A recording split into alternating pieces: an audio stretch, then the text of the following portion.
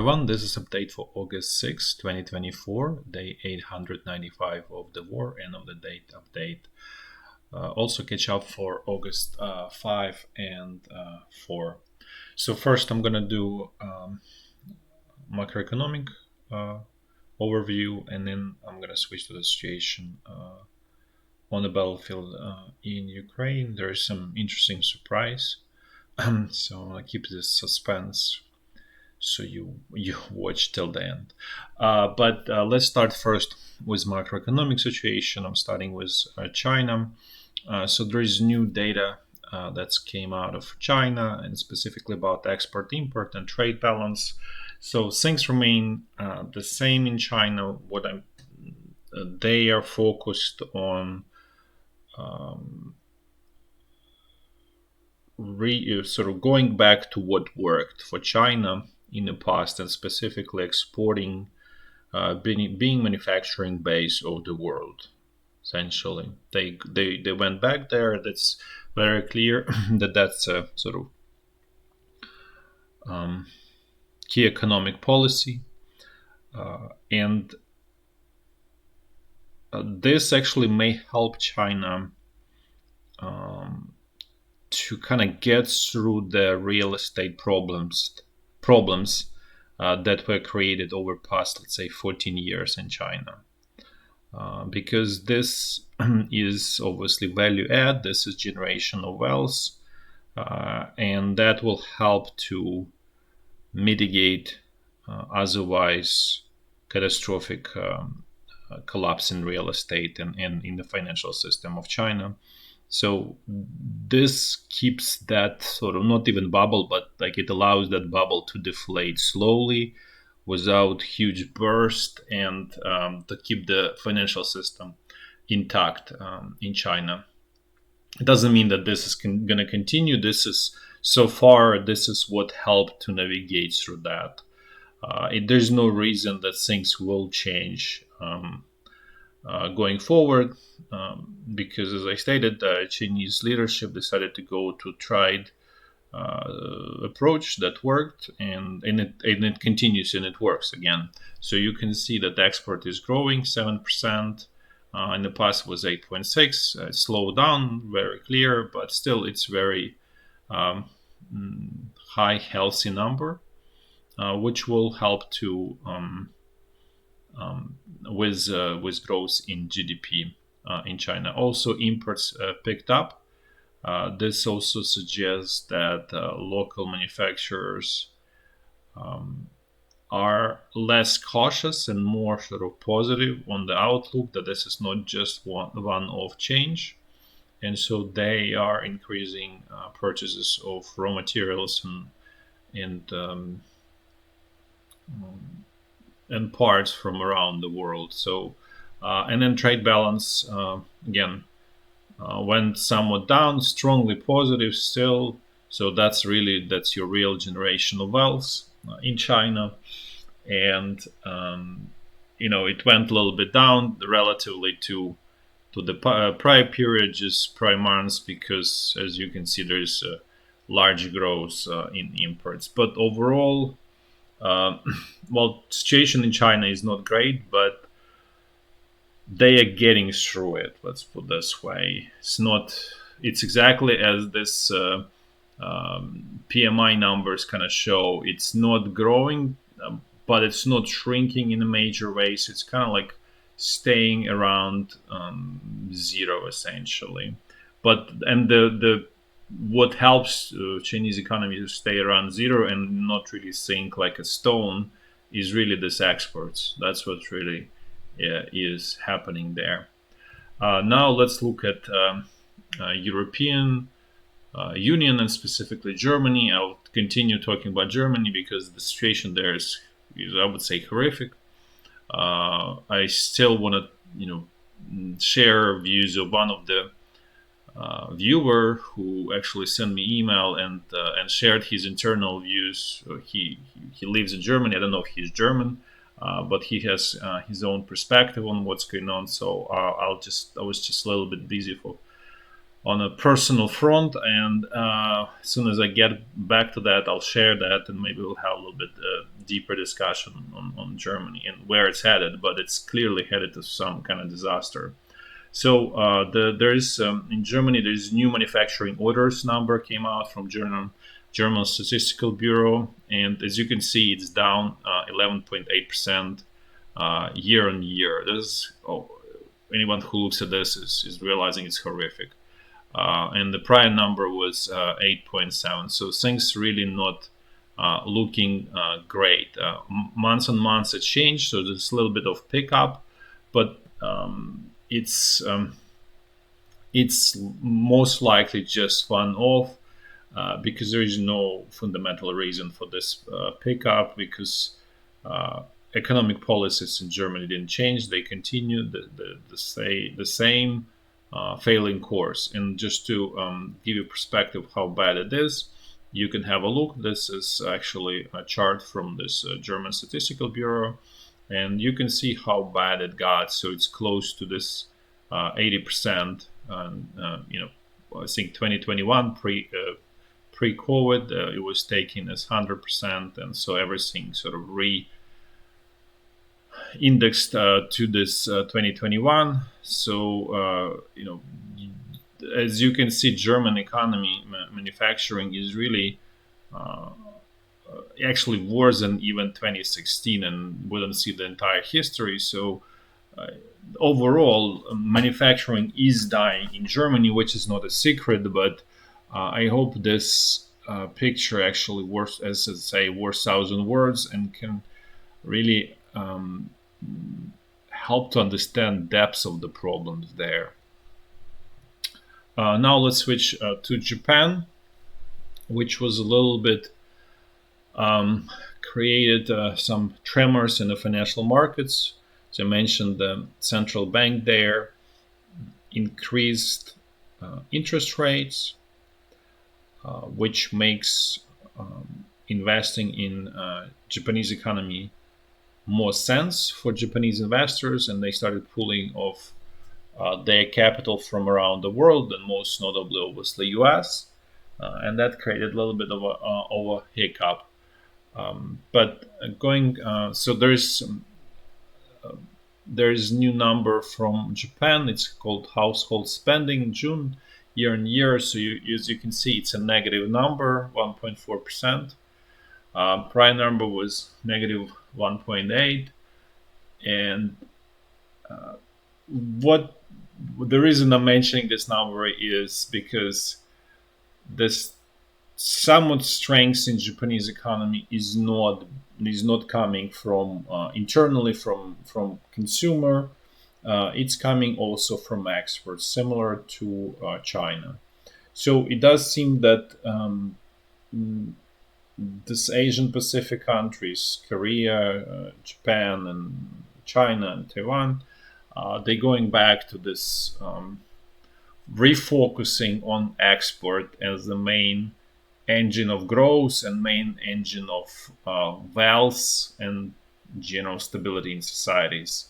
And that's, I just want to highlight this. China is not the only one. It's being done by every other country in that part of the world. And, there's no reason to blame. They do what works for them. This is, we're going to switch a little bit to the situation in the Near East around Israel, and it's what I would like to say is there is a big stalemate around Israel, and the reason there is stalemate is this picture, and I want to explain this because, as you can see. So we can see here is Iranian president, and this is former Russian Minister of Defense, and now basically envoy of the Russian president. So he flew recently to speak with Iranian president. This is in another picture is Egypt president with also envoy from a Turkey president. So they have their discussion, and this is Turkey president, and this is killed leader of Hamas. So what I'm trying to explain is there is sort of alliance that's being sort of silent alliance in that part of the world where there is Russia, Iran, Turkey. I wouldn't say Egypt in sort of open way, but in covert way, Egypt there. There is also West Yemen, as we all know. There is Iraq. There is even Pakistan, there, Afghanistan. That's facing Israel, and the only reason Iran is so hesitant to attack Israel is because, as you can see, there is U.S. there. And this really can easily cascade into actually nuclear exchange of nuclear strikes. They're probably going to be tactical nuclear strikes, but it's totally possible, especially given Pakistan has his own nuclear missiles, which are plus minus the same as what Israel has.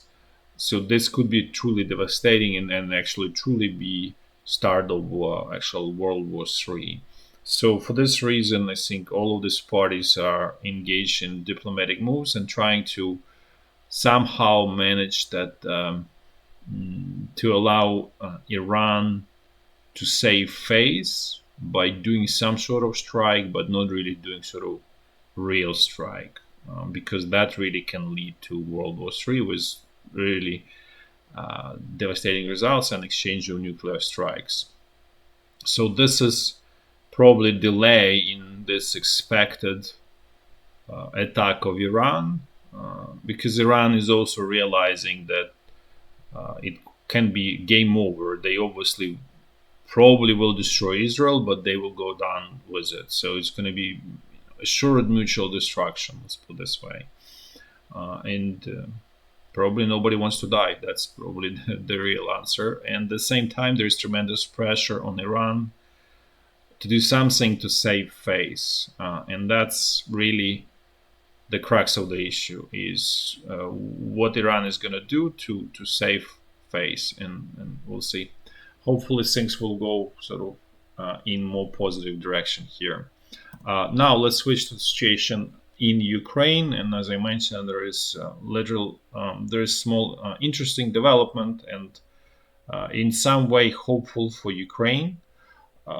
And let me just actually go into it, and then I'll explain why I think it's somewhat hopeful for Ukraine. So Ukrainian forces attacked Russian territory, Kursk region, near a small town called Sudja, which is regional center there. And Ukrainian forces, this is this initial attack at high level, extremely high level. So this is the Sudja. This is Kursk is here, where I'm showing a little bit north east. And this attack was extremely successful. I would say it's still extremely successful because it's not contained by Russian forces by any means. And it actually shows correct moves by Ukrainian command on multiple levels. So first attack was done in the correct place, because Ukrainian forces were met with only conscripts, Russian conscripts, with the heaviest weapon they would have is machine gun and RPG. So essentially, as you can imagine, it's pretty much nothing when you have against you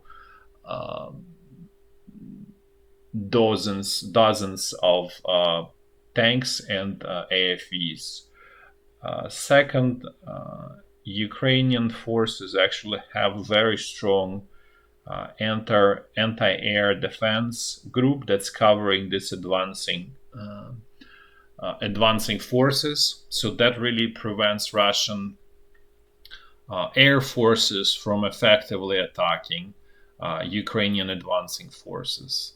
The third thing is typical Russian approaches of Throwing gliding bombs does not work because Ukrainian troops are on the move, they're moving, and that's a whole thing that I was saying many times before, that rigid defense does not work against the gliding bombs. It's going to get destroyed. And in this case, things actually flipped on its head, where because you move, gliding bombs are completely useless. And so Ukrainian forces managed to negate all of the strengths of Russian forces that they developed so far, and that really allowed to really advance quite far into Russian territory. So as you can see, the advances are pretty significant, just over one day, and to the point that the Russian civilian administration, military administration, I don't know details. They evacuated this town Sudja that I'm showing, and there is essentially high chance that it's gonna fall and it's gonna be captured by Ukrainian troops. And as you can see, the advances for one day are tremendous. This is more looking like a sort of normal sort of attack, a normal offensive, and this is a very stark contrast to how offensive. Well, it's not really offensive at that time. Was Ukrainian attack was done in June of 2023 in Zaporizhzhia region, which was complete disaster and failure. This is actually mirror opposite of that so far. It's done extremely well. I would say there's obviously rooms for improvement. There's always room, but relative to sort of performance that Ukrainian army was showing, this is huge breakthrough forward.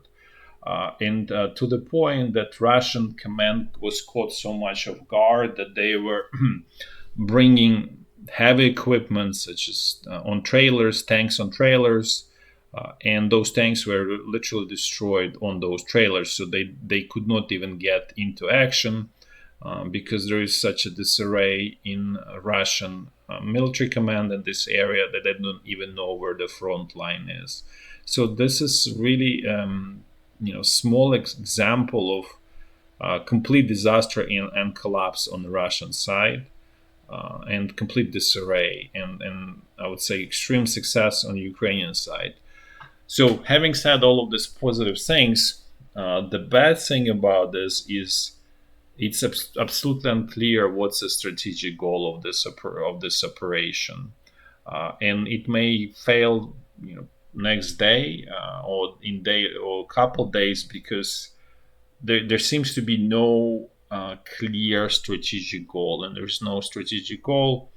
It's in some ways doomed for failure. So we'll see if there is any logic. But if we just go at the big picture, the only way this could be explained is forcing Russian command hand and forcing them to withdraw from this area around Kharkiv, because they may need to pull troops to deal with Ukrainian advance here, because it's very clear that Russian command does not have sort of free available reserves in large numbers, and Ukrainian forces here attacking Ukrainian forces probably 2,000-3,000 soldiers. So it's not small size.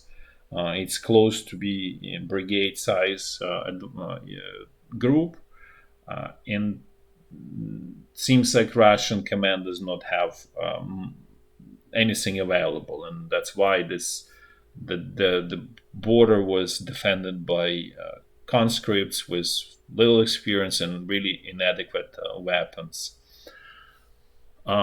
So that's the only sort of explanation for this. Otherwise, it's a good move, tactical move in some way. Where I would even call it excellent for Ukrainian forces, but strategically, it doesn't seem that there is much to it, which also means that eventually it will fail, unfortunately. But that's a situation. So this was a little bit a ray of hope for Ukraine. But now let's actually go into ugliness of the situation of Ukrainian forces overall and Ukraine. So first, then I'll move to the next area, which is northeast of Kharkiv. So there's general stalemate there, not much move by either side. And as I said, there's my explanation that Ukrainian command is hoping that this move in Kursk region will force withdrawal of Russian troops from Kharkiv region of Ukraine. Remains to be seen. If this happens, that's actually going to be in its own successful move, essentially, because otherwise Ukraine does not have resources to squeeze Russian troops back into Russian territory, and because the squeeze is super expensive. So this is going to be a very efficient way of achieving that goal without losing people. Now let's move to the situation on the North Lugansk section of the front line. Things here remain more or less the same. Russian pressure towards Kupiansk. Also Russian pressure in the southern sector of this front line. So far, no major advances. Russian troops tend to move a little bit because it's all squeezes, right? So they move at like 50-100 meter space. So there is some advance, but there is nothing major to show here. Now let's look at the situation on the North Donbass front line. In the northern sector, there is continuing Russian pressure. Russian troops managed to advance towards this village Pereyizhne. They not there, but they move a little bit sort of north of Rozdolivka. This is the only sort of tangible or visible, not microscopic advance. Otherwise, sorry, not really much to not much going on here. Then in the southern part of this front line, Russian troops continuing their frontal squeeze, the most sort of inefficient approach to capture Chasiv Yar, and slowly but surely they're advancing. But again, advances so far over this period are extremely small.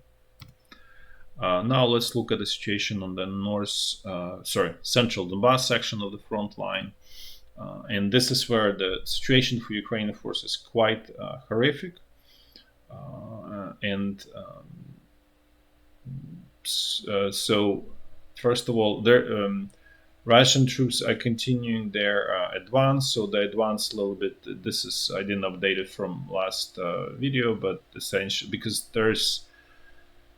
there are no huge advances, no significant advances since then by Russian troops. There are some advance towards in southern direction here by Russian troops, and it appears that village Lysychne was also lost by Ukrainian forces. I don't have 100% confirmation, but it appears that that's the case there. So Russian troops basically trying to improve their flank situation because this is getting a little bit too thin and too prone for potential counter-attack on the flanks and essentially cutting off this advancing group. I'm not going to say that Ukrainian forces capable of executing that, because from all we've seen so far, they're not. But it is risk. Theoretical, there is risk, and nobody would be comfortable moving forward with your flanks exposed and this bottleneck becoming thin and long. Then you're extremely prone for something going wrong. And so that's what it appears that Russian troops are trying to do. Russian command, they want to push Ukrainian forces a little bit north and more south to kind of create bigger corridors so they can move along this railroad in direction apparently Selidovo. Either then they probably will turn either straight south, east of Selidovo south, or maybe just move around it and then go south behind that Selidovo. But again, the situation here remains I wouldn't say catastrophic, but extremely bad. And then the situation south in Krasnohorivka, no significant changes there. Ukrainian forces essentially, as I mentioned a couple of times already, essentially lost Krasnohorivka, but Russian troops just, I would say, either regrouping or they don't have enough resources to continue a strong push in this area. And there is no new advances near west of Novomikhailivka by Russian troops. Now let's move to Zaporizhzhia front line. Things here remain more or less the same. It's sort of strategically unimportant section of the front line right now, especially because initiative on the Russian side, and this is not where they're seeking sort of victory or major success, even though theoretically this is actually very promising area for Russian attack. But at this point, it's all extremely local, very small size, small scale pressure, where Russian troops advancing slowly but surely north of Vorozhaine in the direction of Velika Novosilka, and they also cleaning area around Robotine, basically to the northwest of it and northeast of it. So essentially, this is nothing from a big perspective, nothing really happening here. Now let's look at the last section of the front line along the Dnipro River, and things here are on pause. Not much is going on here for the reason I explained before. That's it for the day. Thanks for watching. Till next time.